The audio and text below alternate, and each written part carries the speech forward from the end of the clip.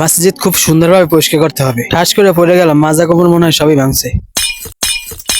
কোন সে দেখি কেমনটা লাগে, এই বয়সী মনে ঠ্যাঙ্গালো আর তৈবে বেত আল্লাহর রহমত একাল খারাপ পাইনি। তো প্রতি সপ্তাহের মধ্যে চলে যাইতেছি মসজিদে, মসজিদ পরিষ্কার করার জন্য। আমি প্রায় মসজিদ পরিষ্কার করি, কিন্তু ভাবলাম তোমাদেরকে একটু দেখাই আমি কিভাবে মসজিদ পরিষ্কার করি আর কি কি করলাম। তো চলে আসলাম মসজিদে। আর বন্ধুরা, আজকে মসজিদের সকল কাজ আমি একাই করার নিয়ত করলাম। আর কাজ একেবারে বেশি না, যে কাজ আছে ওটা একাই করা সম্ভব। তো আমি কাজ শুরু করে দিলাম। আর শুরুতে বিশাল কার্পেটটা জায়গায় নিয়ে বাইরে রাখতে হবে। আজকে যত কষ্টই হোক একাই কাজ করব, কারণ আল্লাহর ঘরে কাজ করতে কষ্ট কিসের। আর আমরা কত কষ্টের কাজই না করি বাইরে বসে। আর শুধু সপ্তাহে একদিন আল্লাহর ঘরে কাজ করতে এখানে কষ্টের কিছুই দেখি না। যাই হোক, ঝাড়ুটা নিয়ে আসলাম বারান্দা থেকে। এখন সম্পূর্ণ মসজিদটা ঝাড়ু দিতে হবে। প্রথমে ঝাড়ু দিতে আসি মেম্বারের কাজ দিয়ে, যেখানে ইমাম সাহেব দাঁড়ায়। তারপরে সম্পূর্ণ মসজিদ শুরু করলাম। সম্পূর্ণ মসজিদ খুব ভালোভাবে ঝাড়ু দিতে আসি। শুধু মসজিদের ভিতরটুকু ঝাড়ু দিছি, এতটুকু আমি ক্লান্ত হয়ে গেছি, গাইমে পুরাই শেষ। আর বন্ধুরা, আপনারা একটা জিনিস ভাবুন তো, যারা ইমাম এবং কি মুয়াজ্জিন আছে তারা প্রতি সপ্তাহে কত কষ্ট করে। তারপরেও দেখবেন তাদের এক একজনের বেতন 5 থেকে 6,000 টাকা। হুজুরদেরকে টাকা দিতে গেলেই সবাই গরিব হয়ে যায়। যাই হোক বন্ধুরা, মসজিদের ভিতরে কাবার ছবি দেখে আমি কাবার চুমা দিয়ে দিলাম। বাস্তবে নবীজির রওজায় যাইতে পারবো কিনা আল্লাহ ভালো জানেন। আল্লাহ তাআলা জানি তার ঘর এবং কি নবীজির রওজা জিয়ারত করার তৌফিক দান করেন। যাই হোক, মসজিদের ভিতর পরিষ্কার করে এখন বারান্দায় আসলাম। বারান্দা পরিষ্কার করতে হবে, আর আমি বারান্দা খুব সুন্দরভাবে পরিষ্কার করলাম। কাজ করে দিলাম একটা 6 মারিয়া। দূর ভাবলো এলাম নাই, মা ডেগালে ব্যাটি ধরতে পারি না। যাই হোক, একটু পাউডার পানিতে মিলাইয়া মসজিদের ভিতরে দিয়ে দিতেছি। ও মা,